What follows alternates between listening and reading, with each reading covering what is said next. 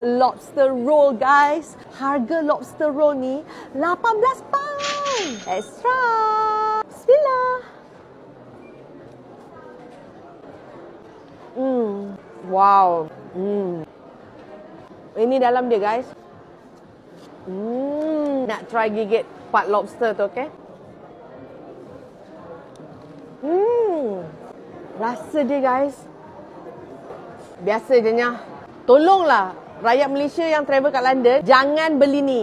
Harga dia 18 pound, tak berbaloi langsung. First, I gigit roti keras. Lepas tu dia punya mayo semua ni rasa sangat sejuk. Dia cakap tadi kat dalam ada lobster. Tapi tengoklah. Kosong weh, tak ada apa dalam dia. Lepas tu rasa mayo dia tak ada rasa sangat. Ada rasa masin je. Lepas tu avocado dengan lobster. Itu je 18 pound, tak payahlah, tak berbaloi langsung. Kalau korang datang sini, jangan try, jangan beli. Kalau korang nak juga, up to you. Tapi I nak cakap benda ni tak sedap langsung lah. I tak faham kenapa benda ni viral, sebab tak sedap.